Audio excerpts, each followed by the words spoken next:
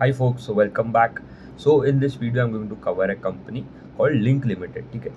So अभी ये जो स्पेस में एज मतलब we have completed the Q2. ठीक है, मतलब Q2 तो ख़त्म हो गया, Q3 भी अभी नेक्स्ट मंथ से the Q3 result will also start of. ठीक है.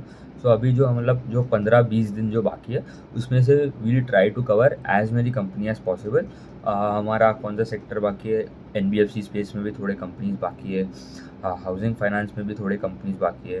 फिर we have to explore PEB sector और ऑटो एंसिलरी हो गया, फिर इलेक्ट्रॉनिक रिटेलिंग स्पेस हो गया, फिर रियल एस्टेट वाला जो सेगमेंट है. तो a lot of work is remaining and we will try to cover as many themes as possible in the next 15 days. So अभी ये जो स्टेशनरी वाला जो सेगमेंट है, ठीक है. सो अभी इसमें 5 कंपनीज है. एक हो गया Linc limited, Flair, DOMS industries, Kokuyo Camlin करके जो कंपनी है, एंड और एक हो गया सेलो. ठीक है.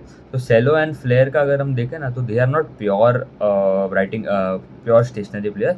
उनका बॉटल वाला सेगमेंट है, कंज्यूमर वाला डिवीजन है. ठीक है, मतलब ये बॉटल, टिफिन बॉक्स, वो वो सब भी बेचते हैं.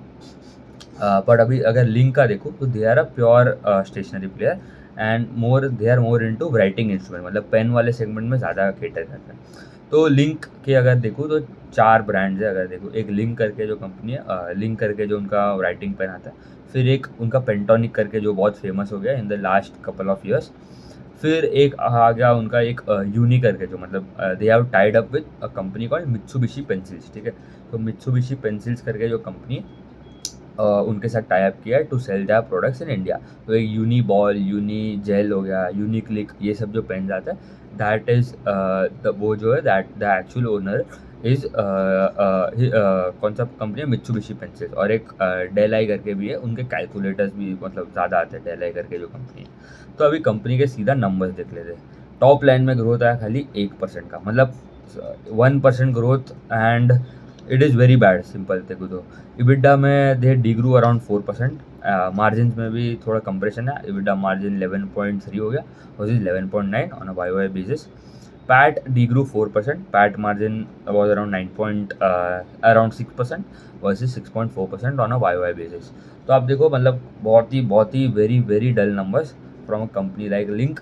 एंड इनका पहले भी, ठीक है, तो जो इनका गाइडेंस रहता है, they usually guide to grow by around 15-17% CAGR for medium term.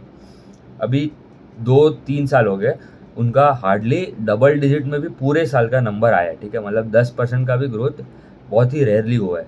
2-3 साल पहले वो आराम से कर देता था. तो मेन उनका प्रॉब्लम चालू हुआ था कि ये जो उनके जो ट्रेड चैनल्स जो इम्पैक्ट हुए थे, क्योंकि वो एक्सपोर्ट करता था. तो रेड सी जो है वहाँ पे उनका एक्सपोर्ट, वहाँ से जो मतलब उनका शिपमेंट्स जो जाते हैं वहाँ पे प्रॉब्लम होना. तो मेन प्रॉब्लम वो वॉर्स के सबसे चालू हुआ. फिर उसके बाद उन्होंने गाइडेंस कट किया. फिर खाली मतलब बोलता है 15-17%, करता है 3-4-5%. ठीक है.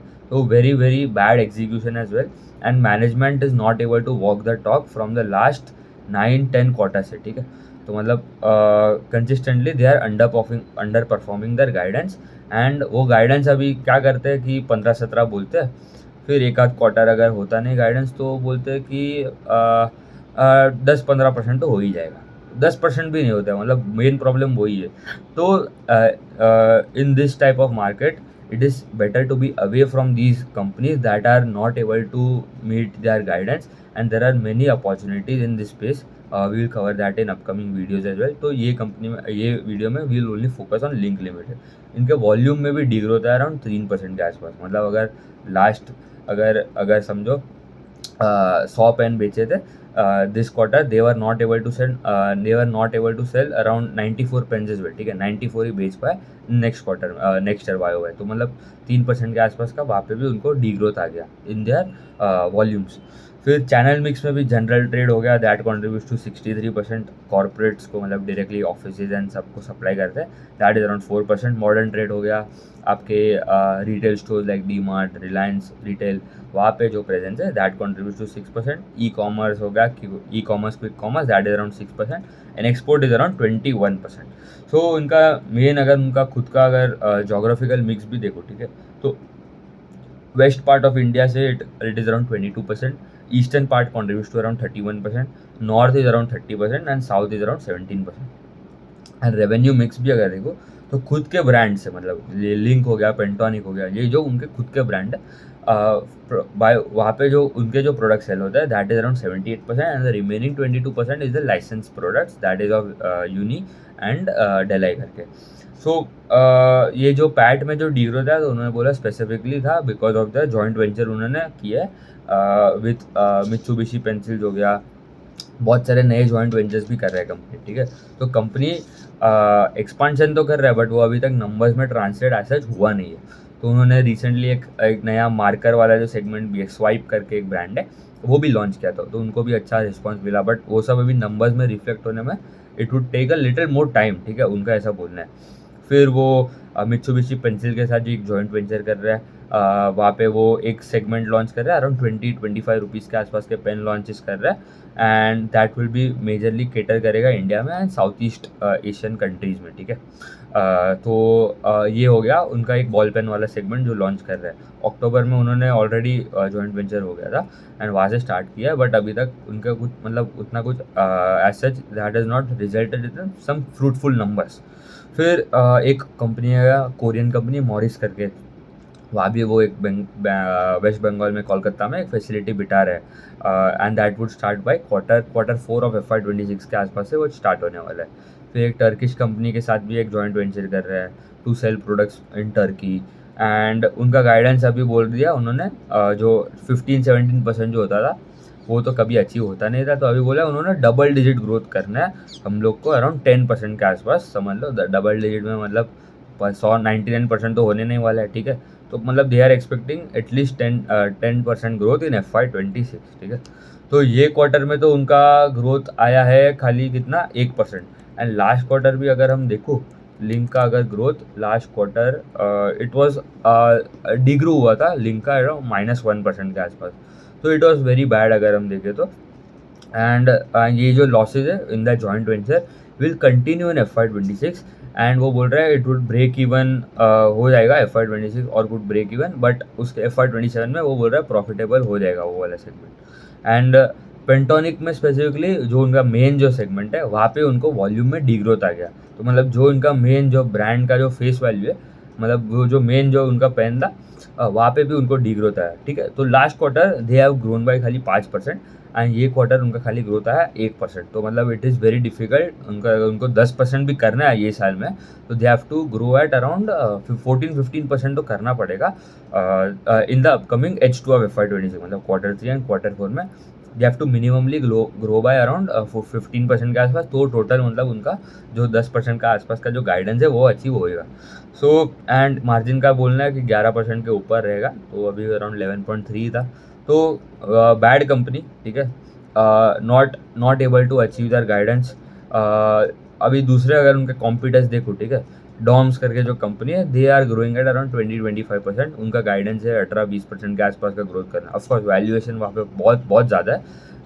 कैम्लिन कोकियो कैम्लिन करके जो कंपनी है उनका भी सिमिलर हाल है एज लिंक लिमिटेड, वो भी बोलता है वो उनका तो कोई कॉल या कुछ होता ही नहीं है, ठीक है, तो हमको तो मालूम ही नहीं है क्या उनका गाइडेंस रहने वाला है, तो उनका भी कंसिस्टेंटली डिक्लाइन ही हो रहा है, सेल्स में डिग्रोथ आ रहा है। This quarter they have grown by around 1% के आसपास, ठीक है, तो सिमिलर टू लिंक लिमिटेड, तो वो भी ख़राब कंपनी हो गया।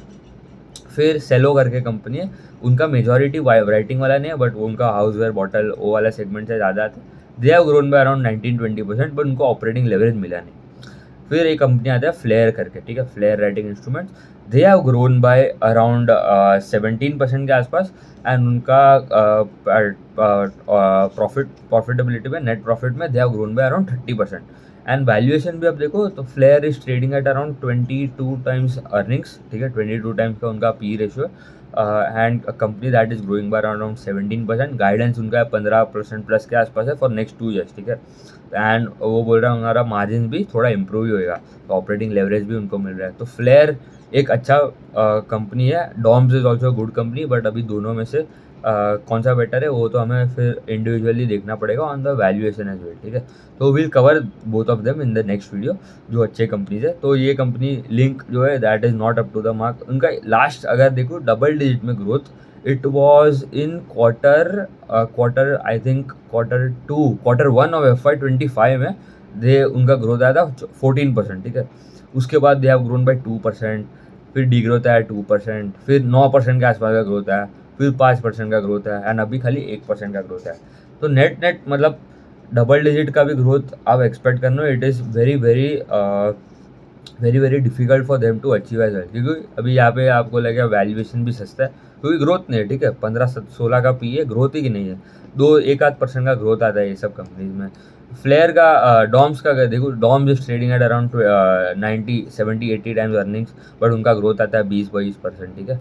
फिर फ्लेयर का I think it is one of the good bets जहाँ पे री रेटिंग जैसा हो सकता है, will cover that in next videos में। तो ठीक है, ये वीडियो में we have just cover Linc limited. Thank you.